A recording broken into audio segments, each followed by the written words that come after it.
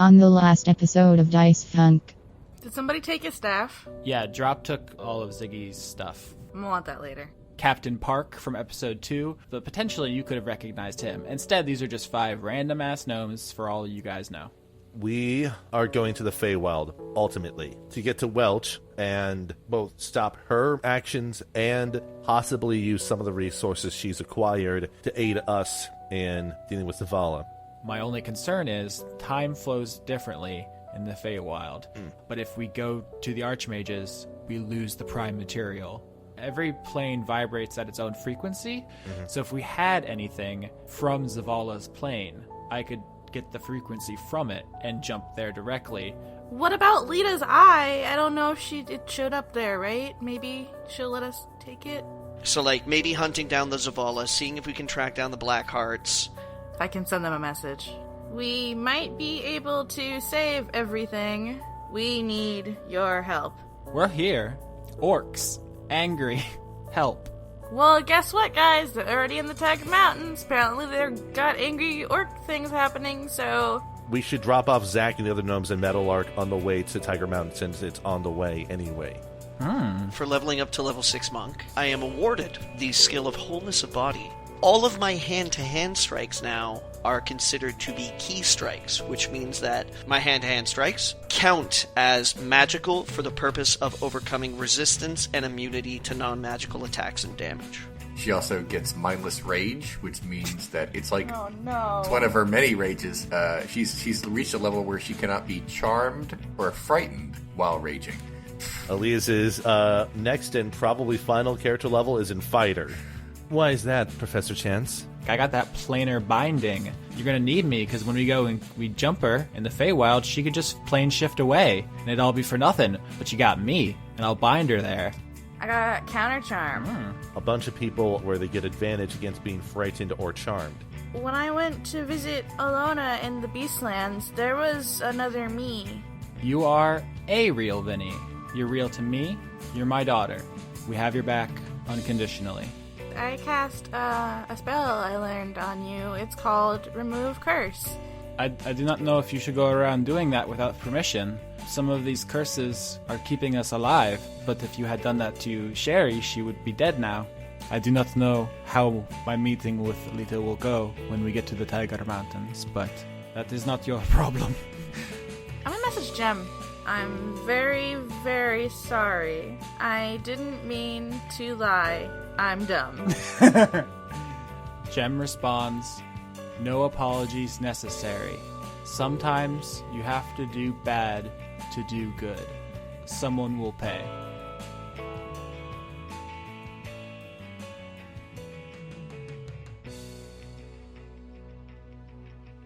Listen. Salt vinegar is the spiciest dish known to Caucasians, okay?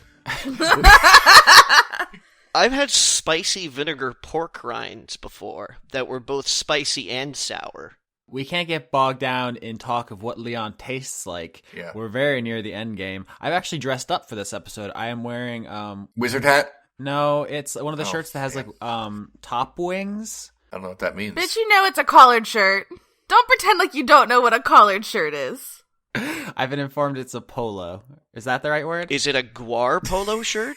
I wish. Oh man, a Guar polo shirt would be pretty fascinating. Austin, did the buttons go all the way down or just a little bit? No, just to the nip zone. Okay, then that's a polo. It would work especially for D&D, too, because the collar says, I'm all business, but then the guar says, Dungeons and Dragons, motherfucker. Now, I will make a point here. I think that we forgot to mention that the drow back in the Cascades were all wearing zoot suits. I think that was something that was implied. Oh, please. Those pants. I can't stop thinking about them dabbing. That was a great... Isn't that the best fan art? I've been thinking about that all week. I love that fan art. It was Yeah. perfect. That was Eileen. I'm so bad at pronunciation. I'm the worst. I'm sorry.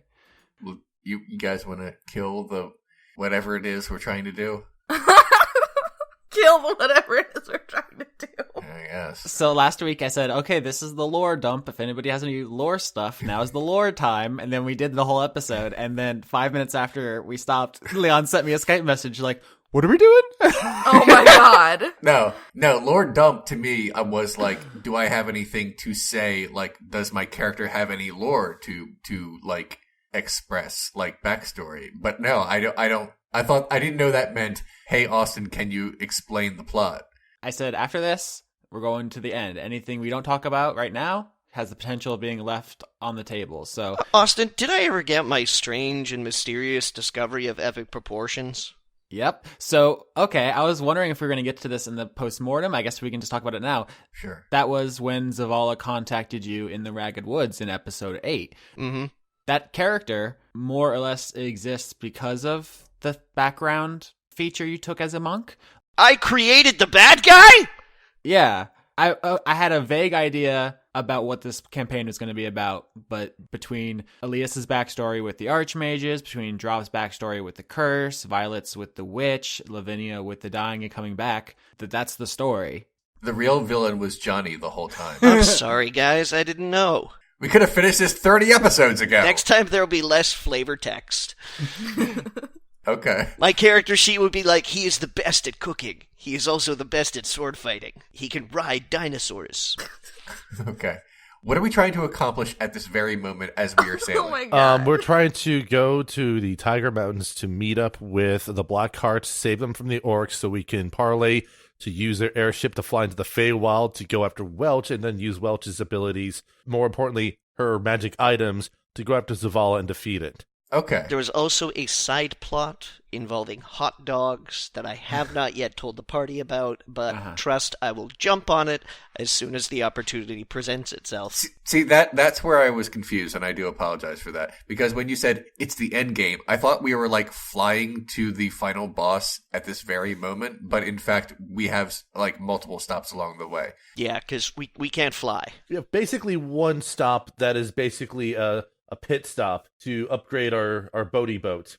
And then we have to beat one thing, and then we have to beat the other thing. But yes, I get it now. I was a little confused about what exactly we were hoping to accomplish today. You know what we should have done is recorded an hour-and-a-half episode in which we laid that out in explicit detail. And then had Leon listen to it. There was a lot of stuff. Yeah, you're a lot of stuff, Leon. Also, I apologize to the audience because you probably just heard the last time on Dice Funk, and then it was explained to you, and then Leon's like, what are we doing? And then it was explained to you. You don't have to do last time. You can cut one of them. Nope, it's too late. I've already recorded it. Or edited it. It is a reality now, so... Yeah. You're welcome, everybody. You guys are on the ship. You're almost to Meadowlark Island, where you're going to drop off the 5 gnomes. Mm-hmm. Isaac, Rosemary, and his girlfriend Judy. Do you guys have anything you want to say to them before they go? No. To be clear, I did not edit that to make that shorter. He really did answer that quickly. Alias will approach Isaac and say, thank you for, manning the ship for as long as you did, Isaac. It was a great help for us. Yeah, thank you for not letting that mob beat me to death. That was, like, the cool thing you did. Well, hopefully, if everything pans out well, maybe there's a chance we can play a few hands again. But till then, Alias sort of reaches into his stuff and pulls out his deck of playing cards and offers it up to Isaac. You can have this deck for now. There's nothing special about it, but just consider it a token of my appreciation. Did you have that the whole time? I know you have playing card proficiency, but I don't remember you actually having playing cards. It was in my inventory from the first session. That's hilarious. Isaac takes them from you and he says, yeah, I mean, this has been a cool adventure. I guess my only regret is that we never found out who was killing all those people. Yeah. That's going to bother me. It's like a real loose end in my life. Perhaps the answer will come about sooner than later. But for now, we have to hurry. And I hope you get to spend some quality time with your father and your friends here. Yeah, I hope so too. That's going to probably be weird. Hey, Isaac. Hi? So, I don't know if you knew this, but, I messaged Jem, and she seemed kind of off. Yeah, she has wings now. That's really weird. Yeah, I'm gonna go try and talk to her and bring her back. But, if you guys want to stay, you can. We wouldn't mind having some, extra hands on board. I mean, it sounds like you guys are about to go, like, fight a bunch of people, like, strong people who have, like, magic and are destroying universes and stuff. That doesn't really sound like something I could super help out with, and I would prefer if Judy was not there. Okay, I was just saying. Thank you. Well, if you guys ever need anything, find a way to contact us, or maybe I'll send Jem back if she doesn't kill me. But, thanks for helping. Yeah, I mean, you're not getting paid for any of this, so... Okay, bye. Bye. Bye. Hey, did you eat all my fruit? No, it wasn't me. It definitely was not me at all. I did not make a fruit salad. Because I had, like, a lot of, like, fruit, like, fanciful exotic fruits I kept in my fruit cellar, and then, like, right before the mob came, I was like, I'm gonna get myself some exotic fancy fruit, and it was, like, all gone. Ah, that is crazy. There must be a fruit thief around. You guys, you're such a nerd. They're probably dead with the rest of the mob at this point. Yeah, it's convenient that all the evidence was destroyed from that entire scenario. Now that's what I like to call sweet justice.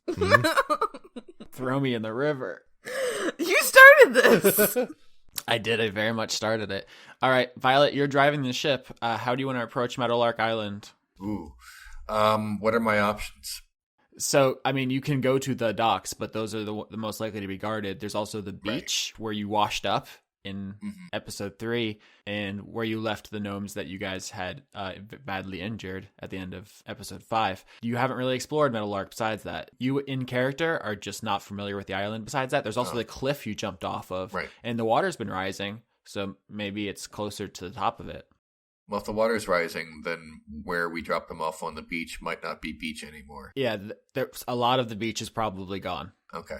I basically find the nearest spot that's nowhere near the glitter gold bad guys as a safe place to put them. All right, so make me a vehicle proficiency check. Fuck yeah, I will. I'm gonna make the hell out of it. As you want to swing around unnoticed to drop them off. 9. I think you probably misread the wind a little bit. Your new equilibrium is weird. You have all these you're like a different height. Yeah. That's weird. So I think you probably overshoot it a little bit. You're trying to go around, drop them off at another place. You end up going farther than you meant, and you guys actually catch a glimpse of the beach, which is now almost completely obliterated by the rising tides. Perception check from everybody. No. 10 for Alias. 6. Oh, it's surprisingly good. 2! Oh. Lavinia is below deck. Yeah. So she sees nothing. 18, Violet, you're the only one who sees this. As you bring it around, you're like, you get a good eyeful of that beach, and you notice that what's left of the sand, just basically a couple of feet before it becomes forest because of the rising water, is covered in bodies. Can I see what kind of bodies? Yikes. Like, are they known bodies? Can we ascertain whether or not they hit the floor? Let's roll for it. You will need to get closer to discern specifically what they are. Please do not. You see that there are humanoid shapes dotting what's left of the beach. Wait, pass me the spyglass. All right, Violet informs the crew. She just says, corpses! Real loud. Uh-huh. And we have corpses in front of us. And then, if in fact we do have a spyglass, Nobody ever actually went to the effort of getting one, so I'm going to say you guys actually don't, because I think it would have come up by now. Yeah. It seems weird to just pull one out of your horse butt. fine. So it's basically, it's a binary choice. Do you want to get closer, or do you want to go somewhere else? Violet wants to go somewhere else. Violet says, we should probably avoid the bodies, because whatever killed the bodies might still be there. So let's go where there's less death. See, I just sort of feel like a spyglass should be in an explorer's kit, but It's not, unfortunately. Or in the sailor's kit, but no. Yeah, oddly enough. Yeah, it's kind of a luxury item you would need to seek out. you're a luxury item. Ooh. I should have gotten one when we were in the shop where we had an infinite amount of gold. You should have, yeah. God damn. Oh well. Vehicle proficiency check to find another spot. Yeah, I guess I gotta. All right. Ooh, good. 17. You wrap around the back of the island to what is basically just forest on this side. Like whatever shoreline was there is now water. And so the new shore is just the woods, because this island is being sunk. And you can see that there are no bodies. Good. That's a good start. But I was going to ask for another perception check, but you don't need it. There's a ship in the woods. Do I recognize it? Like it's in the actual trees? Yeah. I find this highly improbable. It's perception for that. It's not deep into the woods. It's like, there's this new shoreline because the water is rising and you see, look, the woods, and then there's just like a boat. Elias writes a 14. I got 13. I also got 13. 7. I'm still below deck. Yeah, you hear it. 14, 13, 13. You guys notice it is not an airship. It does not have the what you now know as Garl iron that is on the airships. So this appears to be a normal ship, kind of similar to the one you guys are on in size, and it is now in the woods. Okay. Violet hypothesizes maybe a giant threw it up there. There are giants here, right? We have yet to see one, but that doesn't mean that there isn't one. But Okay. I just want to clarify here. You're talking like it's in the treetops? No, Like in the forest. it's not on the trees. It's in the woods. Yeah. Okay. I actually thought you meant that. Does the path there look navigable in terms of a boat that size? Like, does it look like they could have steered their way in here? Yeah. Yeah, the water has risen, so if they were going full speed and they ran into the island, your ship would be in the forest now. Yeah. Okay. Violet says this. We need to drop these people off, and although that other ship looks exciting, we don't have time for side quests. No, I wasn't suggesting that we go in there. Oh, good. Just ascertaining how it got there, and most likely just ran straight into the forest to get to land quickly. Yeah, because the way that Austin described it, I was like, it's a boat. And then you guys were like, maybe a giant threw it. And I'm like...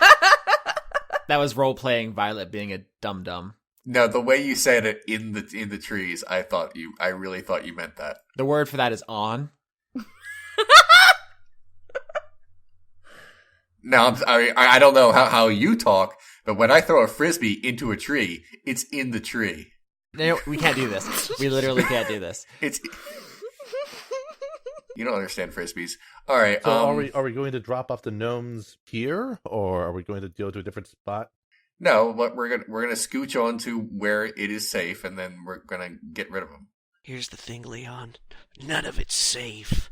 Yeah, look. I understand, but we avoided two things that were bad, and now this feels like the least bad of the three things. Can I see anybody in the boat, Austin? There's been no movement since you guys have been floating there. It doesn't appear to be any movement. It seems like whatever action there was on the beach. Right. Bunch of dead bodies. Yep. Are we dropping these guys off? I'm not sure this is a safe place. Well, I'm not staying. Look, what I'm saying is, if the boat's empty, we can leave them on the boat under the reasonable perception that, maybe they'll be okay. Because if the water rises, then they got a boat. Yeah, I mean, there's also if there were other things that we wanted to do, maybe they could get on the boat and then they could go do them, and then we could do something else. And all right, Violet would like to talk to the NPCs we're supposed to be dropping off. Yo, dog. What's up? Okay, here's the sitch. There is a boat on the trees. Nope, it's in the trees, actually.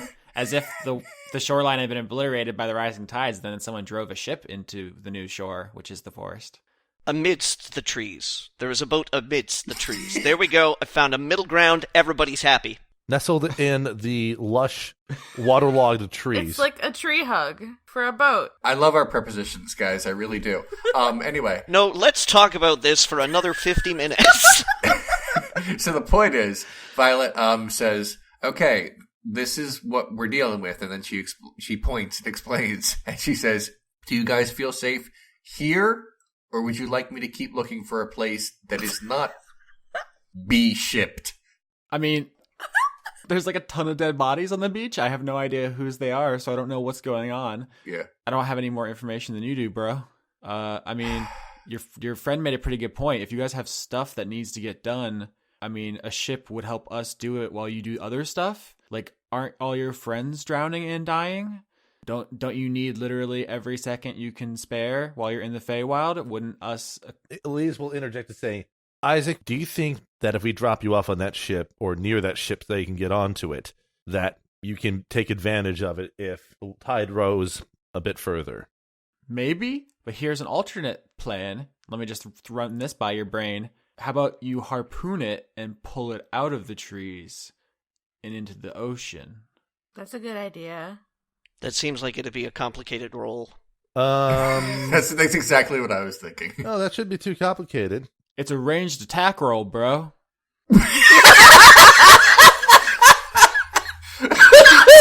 Afterwards, all we need to do is use the bellows to get an extra boost, and we should be able to have enough leverage to pull it out, since we're roughly the same size, and the extra mass we have on board will actually give us an advantage to pull it out. So, Yeah, bro. let's see here. Drop. Hmm. Can you land a shot over yonder? As he points over to the ship. I can try. All right. So how would I do this, Austin? Here. Just a ranged attack roll. Ooh, Pew. that's very good. Do you want to say the number out loud? 24. Fantastic. That's perfect. You hit it not only dead on, but also high. Right. So we can tear the mast off. Oh, no. Yeah. No. Just so that there's no chance of it being a leaking thing. But now you guys are attached to this other ship. Punch it. We use the bellows to get the ship moving so we can pull. All right. Yeah. You guys winch the other ship out of the forest and into the Sea of Lorelei. Now that it is unstuck and with you, you can see that it is the Zyreka. That guy. Mm-hmm. That was the other ship we were going to steal, right? No, that was the blunderbuss. That blunderbuss, which is now RIP at the bottom of the ocean. Right. We were going to steal a lot of ships. I kind of wanted to steal all of them, actually, if we're going to be totally honest. Right, that's what I mean. Every player character could have had their own ship by now. For anyone keeping score at home, the Zyreka was Captain Coin's ship, Well, fuck that guy. which has vexed Violet. Ooh, maybe he's dead on there. Oh my god. I'm going to go check it out. No. I don't think we need to check it out. I think we could just have Isaac and the other gnomes get on there, and then we can move on. But there might be zombie gnomes. They could also go save my dad on that boat. I want to punch a zombie gnome. There is definitely visible blood on the deck of the Zyreka. But I wonder how that got there, Violet. No, Violet was unconscious for that. Oh, right? That was not the one she stabbed? I'm gonna do a total monk thing, and I'm gonna acrobatics to try and run across the tow line that we used with the harpoon. That's baller. You're cool with that? I'm All right. 100%. I'm 10,000% cool with that. 15. Yeah, there's a point where you wobble a bit, but besides that, you make it across perfectly. Now that I'm on there, I'm gonna immediately roll stealth. Okay? 9. 9. The floorboards creak more than you would like. There's blood on the deck, a huge puddle, most notably where Alias slashed the Achilles tendon of Captain Coin during their fight. Mm-hmm. And also, of course, everywhere else where the rest of your party bludgeoned the other gnomes into submission. But I mean, it must be pretty dry by now, right? Oh, yeah, of course. So I'm gonna roll perception now. Mm-hmm. Boom! 18. You do not perceive anything else. You don't hear any sounds. You don't see anything. You don't smell anything. You don't umami anything. Just a bunch of, dried blood and stuff like that? Yep. Let's go ship. Okay, then I'm gonna call across to the other boat. I think it's okay. It's a little bloody, but no more than expected. See, I'm really worried that when you said that, Violet is going to want to try to walk across the line too, and that's not going to end well. But she really wants to, so she does. Shit. Is this an acrobatics roll? Yes. I cannot wait for this to fail. It's a 9. Yeah. Violet, what do you say? Because you're driving the Violet one, and you just let go of the handle and try to run across this rope. Do you do any? Is that just? She says, "I want to look," and you get a good look at the ocean. I don't remember if you actually said this out loud. You rolled a 9, which is below average, and you get about a quarter of the way before your momentum just takes you off. She's a very big girl. Takes you right over it, and you splash down into the ocean. That's not great for you. Especially because you feel a shooting pain in your leg. Uh-huh. Oh, is there a monster? Am I going to fight a monster? And you take 4 damage, and you feel something pulling down on you. Oh my god. Everyone else, you see Violet take a header into the ocean and then get sucked under. Okay, I'd like to strength roll to break free. Yep, good idea. This is like Gilligan's Island. It was supposed to be a a 3-hour tour. Oh, no, it's bad. I got an 8. Yep. Violet does not come back up, boys. Violet says glub. All right, I'm going to find the longest length of rope I can find on the ship, tie one end to it, to the ship, and the other end around my waist. Oh, I love it. And I'm going to go in after Violet. All right, athletics to swim down. Ooh. 8.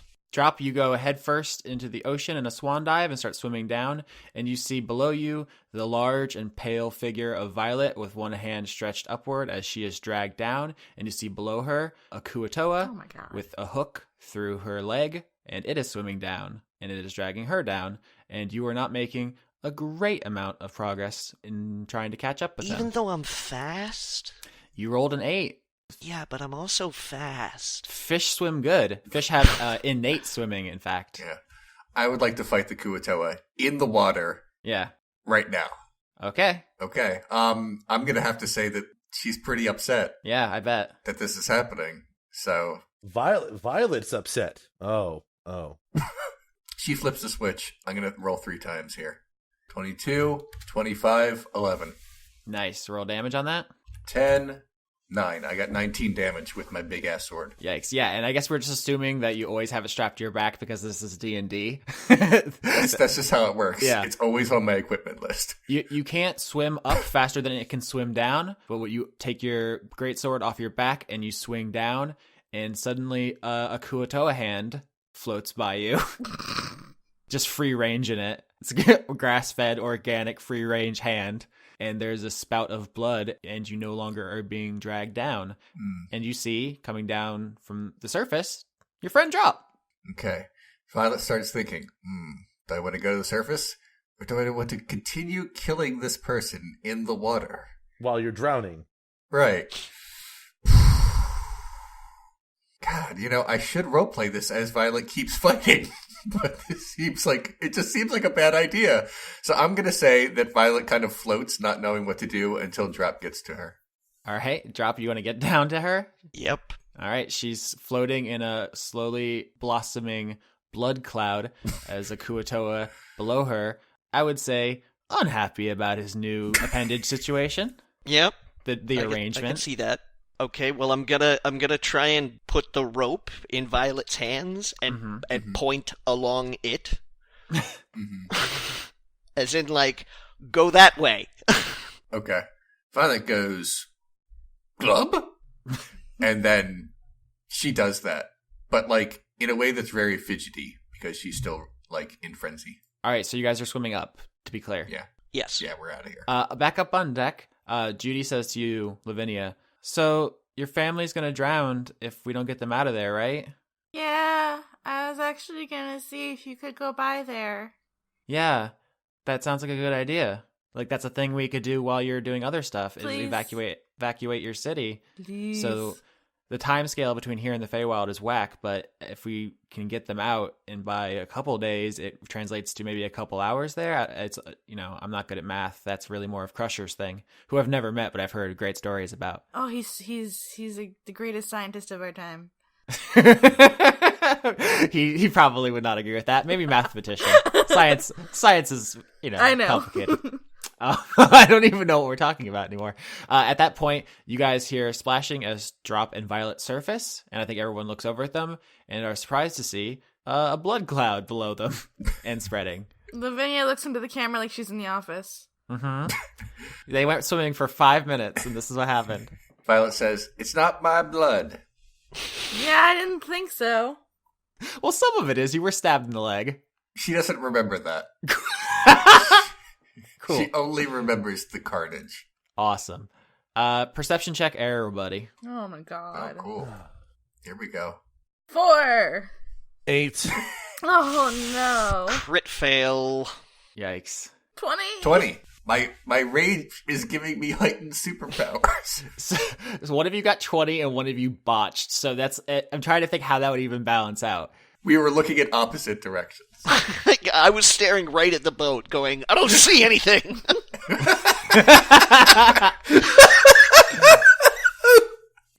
Violet, Yo, your animal senses, horses are a prey animal. not me. There's something about Violet that even through your rage, you feel on edge, but then Drop grabs you and you guys are climbing back up the rope onto the Zyreka, and you don't really have time to examine it. There's blood in the water. Wait, what does that mean exactly? That means we gotta go. Yeah. All right. There's a feeling of dread inside Violet that she can't quite explain. Then Violet says, "We gotta leave." Ah, I'm raging. So Yeah, there's blood in the water. We gotta get the fuck out of here. Yeah. the gnomes are like, are we taking this ship? What's happening? Take that ship and go save my family. Okay, I just wanted to be sure. I don't want to take your guys' stuff. You've been so good to us. You saved us. This ship is not ours. As he points over to the Zyreka, it's like, this ship is yours. I think technically it's Isaac's or Isaac's dad, and Isaac's like, I'm referring to you as a collective. As a. That's racist. Oh my god. As in, well, all of you that are going on that ship that are not staying on this ship. The gnomes dislodge the harpoon from the Zyreka, and they actually ask Alias, can you fix this hole real quick? You have mending. Yes, and Alias takes the minute necessary to cast mending to patch the hole. So you're fixing the hole. Everyone's getting back to their stations. I think Violet might be limping. She has a hole in her leg. I drew Judy a map of my village. Okay. Isaac says, I hope my dad's okay and stuff, but, there's bodies all over the beach, and I don't want to find out what made them, so I think we're going to get out of here. Thanks, guys. Thank you. You're Save my welcome. family, please. We'll try. Tell Jem we said hi. Yeah, I'll message you and tell you how that goes. Cool. Have a good boat. Violet hugs Drop for the rescue, but she's still raging, so it's really tight. Also, get out of here before the monster eats you because there's blood in the water. Okay, I guess that means I have to make a Constitution saving roll. No, it's friendly tight. Then she lets go. The 5 gnomes, Isaac, Rosemary, and Judy, the Kenku, disembark and sail off east towards the Ragged Woods to try to evacuate as much of Spira as possible. You don't know how much time that's going to give you if/when you get to the Feywild, but it's better than nothing. Mm-hmm. And I assume you guys are going to take off south. Yeah. All right. So while you're traveling, does anybody want to say or do anything? Is there any stuff you guys want to do? Because your boat is very fast. I want to send messages. All right. So you get 3 more. And then I'm going to be able to rest before we land anywhere? Yes. Okay, cool. And then, the next day will be disembark day. So you probably don't want to use those up on sending. Okay. I'm going to send one to Moreno. Mm-hmm. Okay, I'm going to say, sending ship full of gnomes to evacuate you guys. Look out for them. Love you. Bye. And you get back from Moreno. Thanks, honey. It's very thoughtful. We'll try to find someplace safe. Take care of yourself. Oh, God, that does not sound great. Alright, I'm going to send a message to Sherry. To be clear, this is sending, not message. There are Sending, separate yeah, spells. but I'm sending a message through sending to Sherry. Got it. Okay. We are on the way. Stay safe if you can. What's going on? P.S. Love you. Dr. Sherry responds, We're trapped inside the tunnels.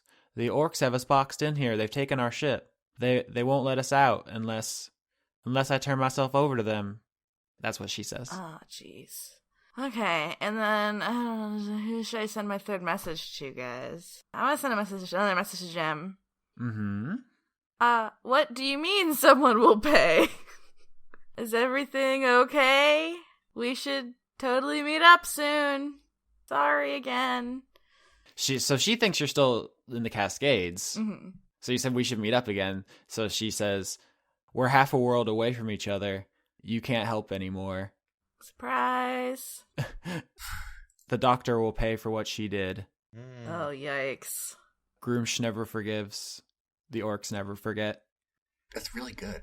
Yikes. I want to say that. All right, so that's your message. Yep, that's them all. That's all of them. I tell everyone. So you guys are sailing to the Tiger Mountains. If there's anything else you want to do or say before you disembark, now is the time. Elias will take a moment to talk to Vinny. Hi, Hi! Alias says, so, based on what you said earlier, the orcs probably suspect that what has happened to them is a direct result of Dr. Sherry. Yeah, that's what it sounds like. Which, maybe I should tell Jem that it was us, but I also don't want to get murdered. I think it seems like either your friendship with Dr. Sherry or your friendship with Jem is going to be compromised throughout this matter. I know. Hopefully I can talk Jem into not murdering and still being my friend. But, Sherry has the boat and the boat knowledge, so we need her. And Jem seems kind of a loose cannon. Well, Sherry doesn't have the boat. Well, she doesn't have the boat, but... The orcs have the boat. That's true. You don't have the boat. Hamilton. I loved your reference, and I loved your annotation at the bottom of your reference to tell us what it is. I knew. I didn't. I did not. You don't have the boats. You don't have the boats. Oh my. Anyway.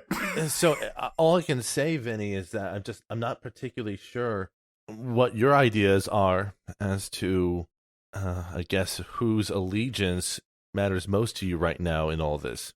Well, I feel like we need the Blackhearts, even if they don't physically have the boat. I don't know. I'm very small, and I just want to be friends with everyone. I'm really hoping I can just talk them into being my friend. It's really worked so far. Vinny, you can't be friends with everyone. Everyone can't be friends with everyone. You can try. I would say it hasn't worked, quote unquote, so far. It's worked, quote unquote, recently. It's worked more than one would expect, though. Yeah. True. I just think the first 3 arcs are marked by periods of, let's call them, massacre activity. Okay, we'll talk about this later. Diplomacy broke down, but it was usually not Vinny's fault. So the orcs certainly don't view me as their friends, and they never did at any point. As a cult group, they seem to shun me, and... I don't know why you're blowing up my spot right now. I'm just saying, Vinny, you may have to make a choice where someone you may view as a friend might be put in a bad spot or worse. Okay, but we're not there yet. I understand that, but I'm gonna do my best to avoid that if I can. All right, Violet, you're driving to the Tiger Mountains. You see ahead of you, the water has risen since you guys have been here, so that instead of being up to the lip of the cliff upon which the monastery is, there's about an inch of water, just standing water, inside the monastery. That's about how much it's risen. So it's just peeked up over the cliff and started going inland, but it's like not even enough to go over your feet if you were standing in the monastery. But it's now on land, like proper land. It's a moist monastery. Yes. Of course, the mountains loom in the distance, dry as hell, and covered in a thick cloud of ashy, hellish smoke. Literally hellish, you now know. Foreboding. We're heading to a specific place on the island. Where is it in relation to the monastery? I'm sorry, I'm just trying to get my maps in my head. Well, if there's only like an inch of water on the ground of the monastery, it's not like we can drive inland over that. Right. No, I We're understand. pretty much docking at the same place, and then just... Yep. We're gonna have to damp foot it. Yeah. Okay. And from Lavinia's message with Jem, you guys know that the orcs have trapped the Blackhearts inside the tunnels. The tunnels, okay. Which is one of 2 locations in the Tiger Mountains that you're aware of. Right. We didn't super explore. We mostly ran. There's the monastery, there's the military base, which has tunnels behind it that go into the mountains, and I guess there's the camp, but as far as you know, that is now blighted by your presence everywhere you go. Can we see the boat, like the airship? Is it floating? No, you do not see the airship. Okay. You don't think you'd see it now anyway through the smoke, but... Okay. But we got to go to the tunnels and save people, right? So you guys getting off the ship? I'm making myself a mask while I'm on the ship, so I don't have to jerry-rig it while I'm in the middle of... Just gonna find something to breathe through. Yeah, you guys have the foresight and the experience having been here to make yourself gas masks. I think We can Okay. dispense with that now, unless one of you wants to roleplay deliberately trying to asphyxiate. No. I don't know what you're into. Okay. Hey. This is all a prequel to NXS. My safe word is corduroy.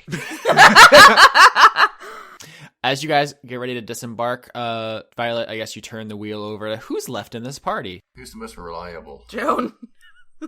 I think Professor Chance wants it. He doesn't seem like he has any nautical experience, but he really wants to drive the boat. All right. Violet is okay with that. She's like, well, he's a professor of something.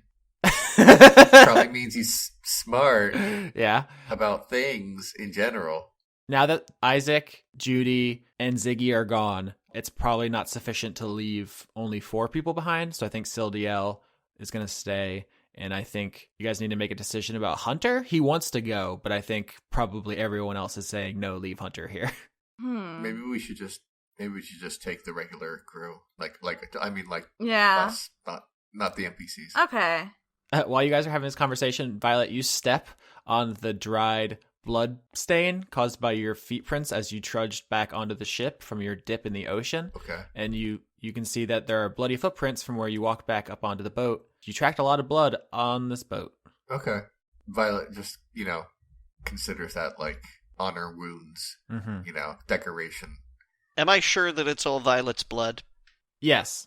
All right. Yeah. Okay. So I'm going to tell Hunter to leave. I'm going to tell him to stay behind because they could use him. Mm-hmm. But that I'll be okay and to help out on deck. And then I tell everyone, hey guys, apparently violet blood everywhere, so try not to stay in one spot so you don't get, sea monstered. Well, to be fair, I believe Stildiel and Joan, I think they both have prestidigitation. Yeah. And they can actually clean the deck with that. It's true, but no one spotted it until now. Yeah. It's just a thought. There's a lot going on. There is. Mm-hmm. I told you. Yeah, there's even an ambulance outside. Nice. You guys are gonna need it where you're going. No, I'm kidding. Okay. No, you're not. Hunter is very reluctant to say bye to you, Lavinia, because he gave up everything for you, and then he watched you save an entire civilization, and you also fought a scary monster. He thinks you're pretty cool and smart and strong and stuff. You tell him to stay, and he respects that, but he doesn't want to let go of your hand. It's like first day of kindergarten. I understand that you want to stay with me, and I really want you to come with me, but the crew is really short-handed, and I don't want them to get eaten by a sea monster. So, if you would please stay here and make sure everybody stays safe, and I'm going to give him one of my leaves for my hair. Okay, he finally lets go of your hand, takes the leaf in his, and then holds it to his chest and nods, and he runs off to swab the deck. Joan and Sildiel definitely clean it before he gets back, but he's trying. He's doing his fishy best. Oh. It's a good fish. It's a good fish. All right, so Alias, Lavinia, Violet, and Drop disembark for the second time in the Tiger Mountains. The second Violet steps on land, she immediately abdicates leadership and says, where are we going? Finally, I don't have to make any decisions. Yeah, out of character here. I totally know, but Violet does not remember. I mean, you all know where to go. That's not a problem. Yeah. All right, we go there. Wherever we're going, there's going to be trouble there. And people that probably want our heads. As you guys start walking and the ship starts pulling away, Joan yells, "Hey, book boy." Yes? And she tosses another blood vial to you. Leith catches it and just puts it around his neck. You almost forgot that we were never going to come back for you. I'll say hi to Lita for you. Yikes. Is that a sick burn? Is that a genuine heartfelt thing? Who knows? More of a light joke on his part in response to her ribbing of him. She narrows her eyes at you, and it seems like she's angry, and then she finger guns. And then the ship pulls away. All right, it's the original squad. Back at it again. All right. Damn squad. Back at it again with the stabs. Back at it again with the stabs. All right, so you guys venture into the ash cloud, which you thought you had escaped permanently, and make your way towards the orc army base. And I think you probably hear them before you see them. Yeah. You hear the sound of orcish. Drop understands. You hear metal sounds. You hear just movement. It sounds like a lot of people. I don't know how many you were expecting, but it's more. It's more than that. And since they're not making any secret about their presence, though, you have first choice about what you want to do about that. But you hear them ahead of you in the direction of the military base. Okay. We gonna kill some orcs, or are we gonna think of something else? What are they saying, Drop? What are they saying? Drop, you're listening, and you hear them saying, like, yeah, I got 2 yesterday. Yeah, they went down like little bitches. They're basically bragging about fights that they've been in recently. You also notice that they are feminine voices. Okay. And no sign as to, like, what they're talking about? What they got 2 of yesterday? They were playing Magic the Gathering. I wish. We can't do Magic the Gathering podcast. That would be nonsense, right? No. That would be nothing. It would be very bad. I would not be able to contribute to that at all, so. I tapped 2 mountains. Your turn. From context clues, you're not quite able to grasp what they're talking about, I don't think. Mm-hmm. But it sounds like they've been fighting, and they're pretty jazzed about it. They've been winning. Female orc voices in orc. Oh, because all the ladies are all probably killing the Mossy-controlled dudes. Well, they could be talking about the Modrons, too. Oh, those 2, yeah. Oh, man, we really fucked this place up. We have 2 things we need to figure out. We need to figure out where the airship is, and we need to figure out where the Blackhearts are. Because either way, we need to know both of those pieces of information to get out of here. I'm gonna see if I'm 120 feet away from Sherry. You are. You guys remember the tunnels behind the base were winding and twisting very far into the mountain. It was like a whole side quest about getting the spectator to lead you because it's like such an ordeal. So you're definitely more than 120 feet. Dang. But I do want to remind Lavinia, vis-a-vis your message with Jem, the orcs have the airship. Yeah. Sherry probably mentioned that too. They have the airship. You can also try message to see if you can get in touch with Jem if she's within 120 feet. I'm gonna try and message Jem. No, I don't think you get it from this distance. Maybe if you move a little closer. Right now, you guys are just in the ash cloud. Yeah. I think you're probably going to need to get into a range where you might be spotted. All right. That's a choice you're going to have to make. I'm gonna sneak up and see what I can see. All right, stealth. Do it. Ooh. 10. That's not great. Average amount of stealth. Not a great amount of stealth. Not great. But keep in mind, there's smoke clouds and stuff. I mean, it's probably hard to see us. Liz has a 13 on his stealth. Alias and Drop sneak ahead a little bit to recon, and you guys get close enough to the base where you can kind of see the outline without making yourselves obvious. And I think the most important thing that you glean is that it does not appear the outside is manned.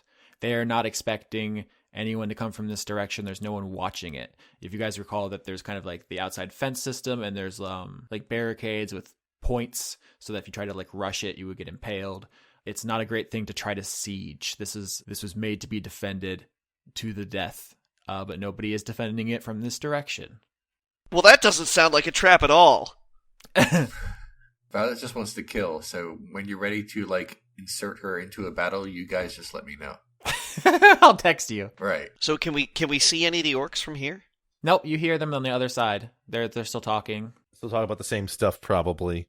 They got like, oh man, I dented my axe. Like, oh, you can just get a new one. There's a whole pile over there. Axes everywhere. Yeah.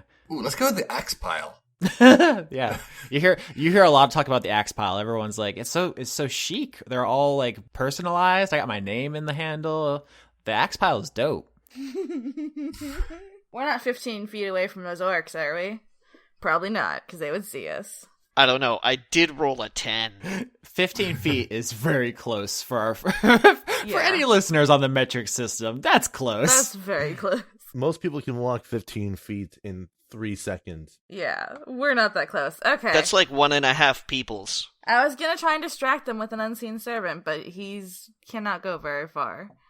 Violet is not in charge, so she's just waiting for someone to like deliver the kill order. Okay, so I guess Violet and I should stealth back over to where Alias and Drop are.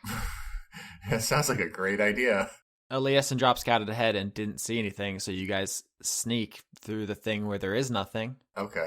And you join them. I guess, Violet, you trip and fall on your face. Cool. Which is it's good for morale. Yep. But now you guys are all outside of the undefended gates of the military base. Is it murder time? No, Violet, we're not fighting. We're being sneaky, so stop murdering things. To be fair, it might be murder time. I feel like at some point it is murder time. Okay, but right now it's sneak time. Okay. All right, is there any way that I could, find a vantage point that I could get a look down there without necessarily alarming anyone?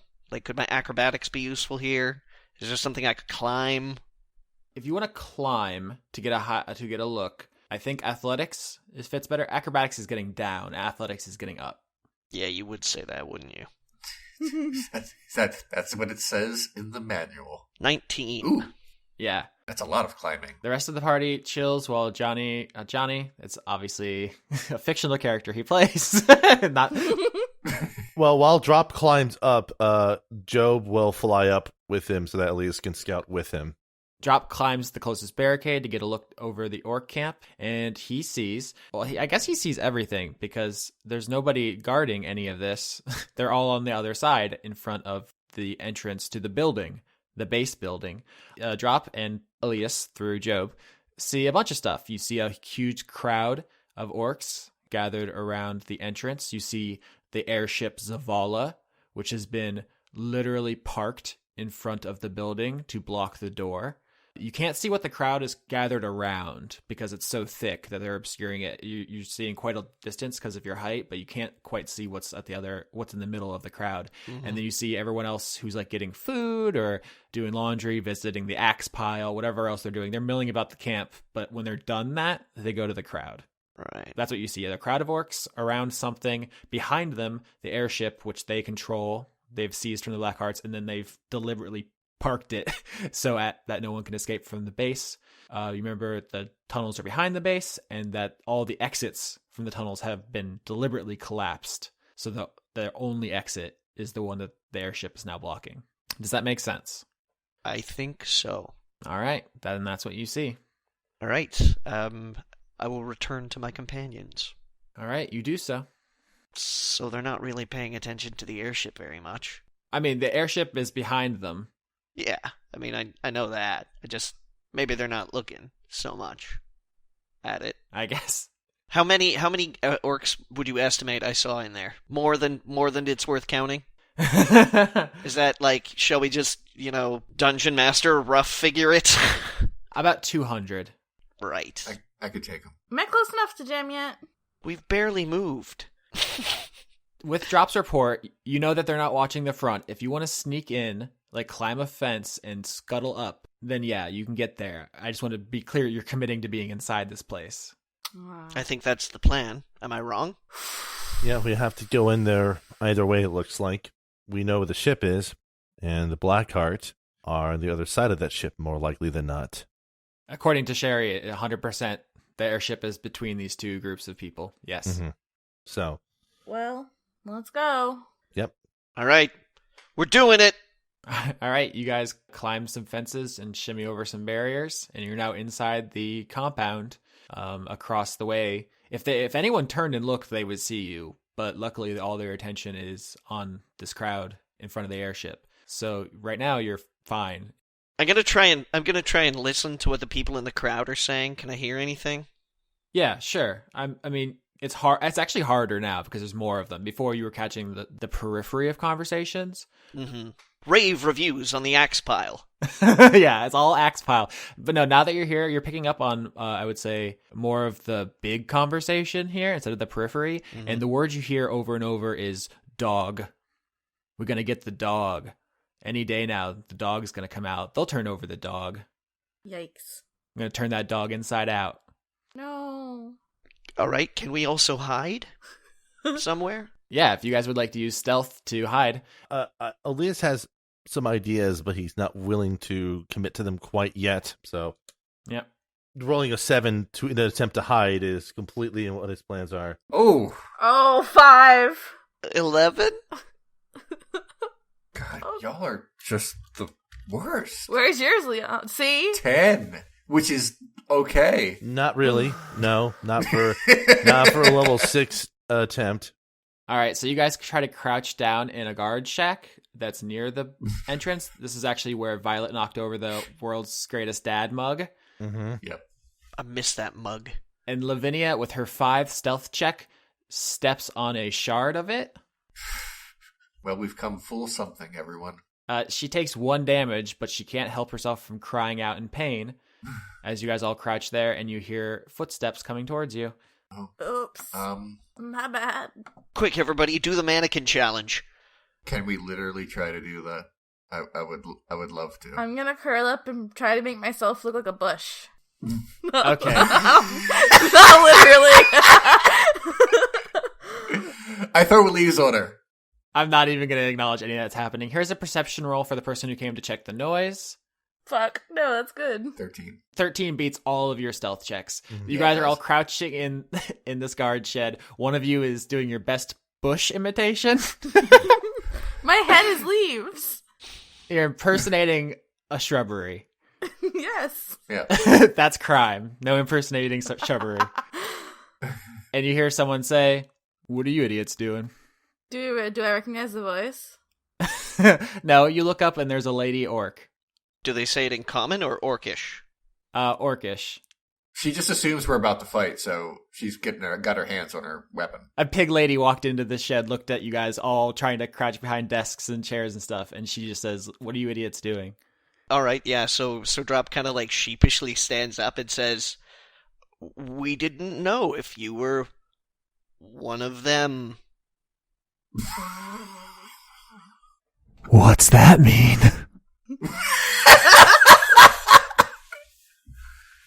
I've heard tales of dangerous beings lurking the countryside of the Tiger Mountains.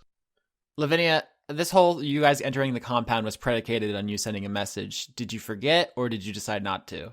Oh, I assumed I was distracted by being stabbed in the foot by a mug that Violet smashed.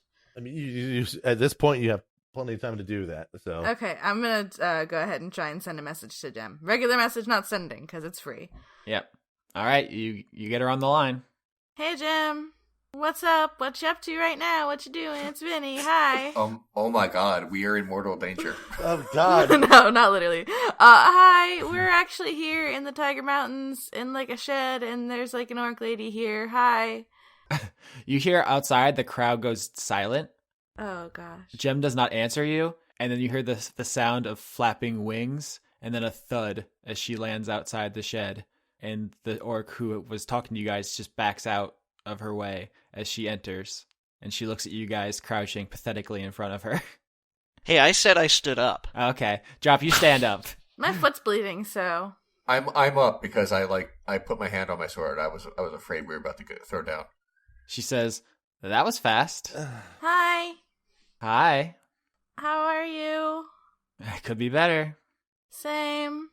Just coming to try and talk to you. I feel really bad about the whole everything. You should. I know.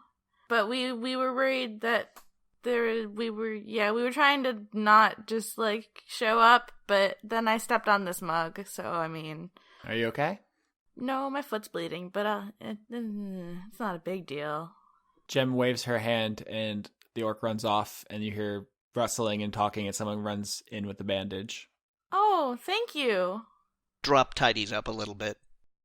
And Jem turns around and she says, "Bring them."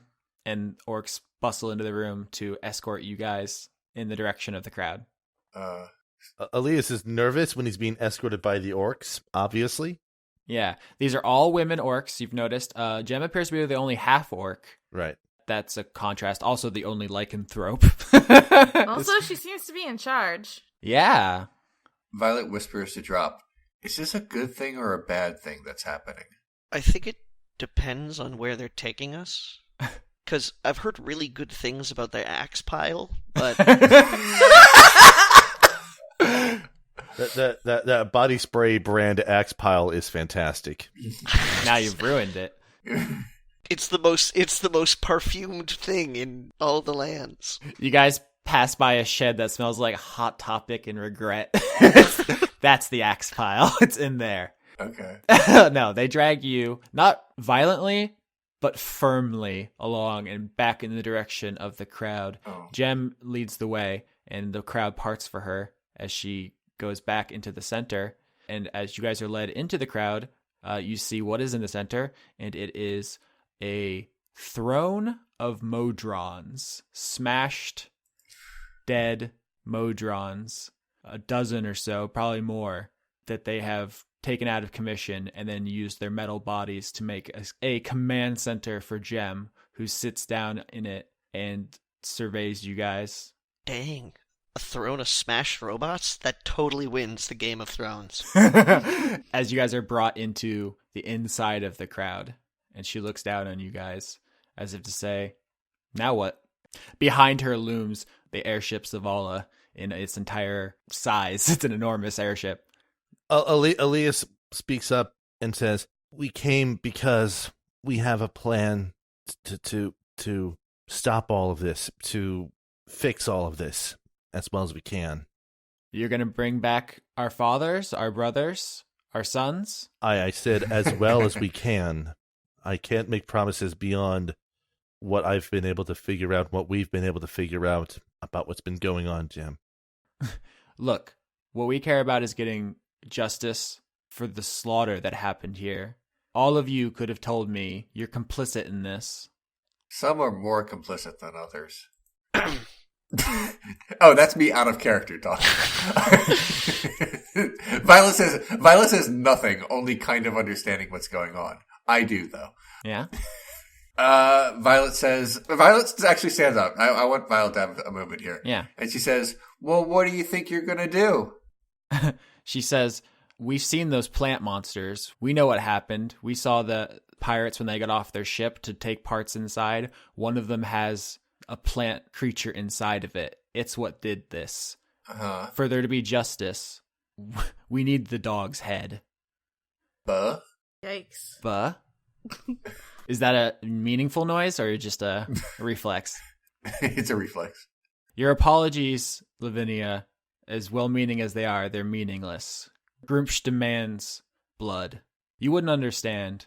You're a celebrity. You're a hero. Everyone loves you. All of us are born cursed. You wouldn't understand what it's like to live your entire life cursed. Violet stands up and says, okay, so a fight then? Violet, sit down! No. Violet says, okay, so if you demand blood, so is there going to be a fight? Oh my god. Or what? Do you propose to take the dog's place? Are you the dog's champion? Will you fight for its honor? Is that what's happening here? Violet kind of looks at Drop. Look, Violet, sit down, okay?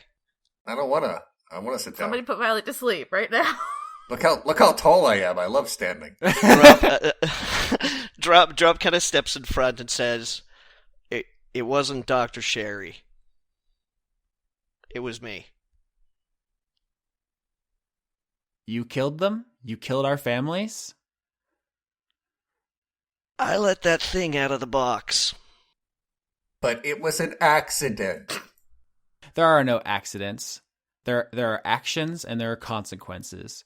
If you did this, then Grumpsh demands your blood. That's all there is to it. That's the only way. That's the only thing we can do. You wouldn't understand. I understand justice. I understand law. And if this is how it has to be, maybe this is how it has to be.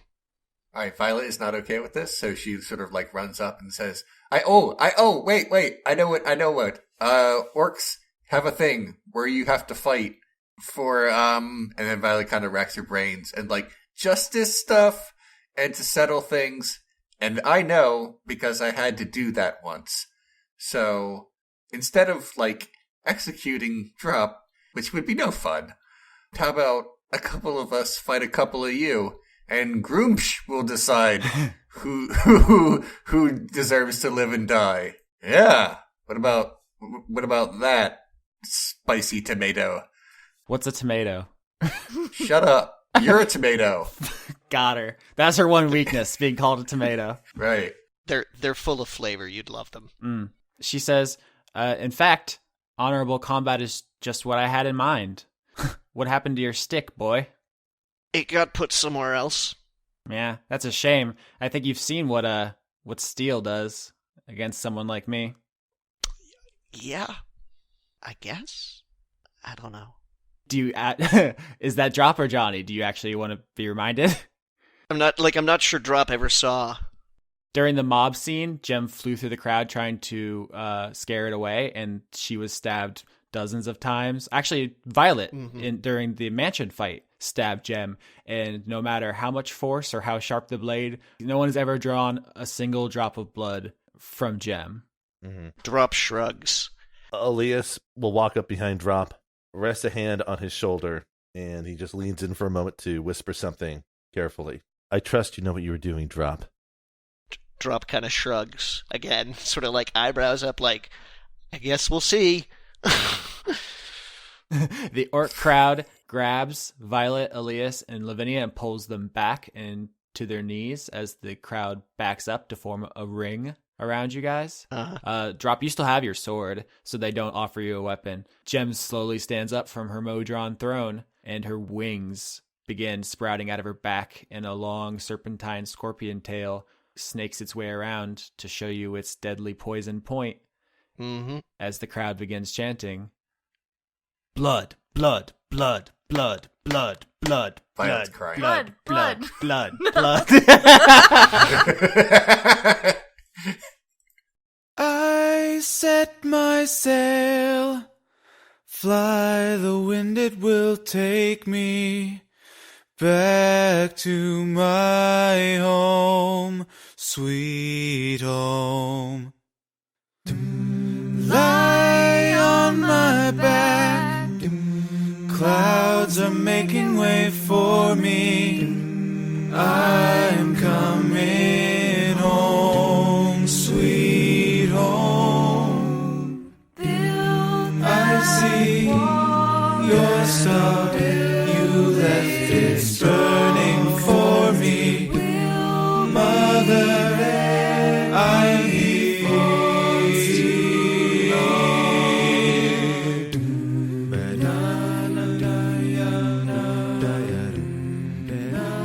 As always, I'd like to thank Overclock Remix for our theme music, including Tears in Rain, an arrangement of Seattle from Deus Ex Invisible War, Dream Eater Mix, an arrangement of Lavender Town's theme from Pokemon, and Ah Kid Pella, an arrangement of Setting Sail Coming Home from Bastion.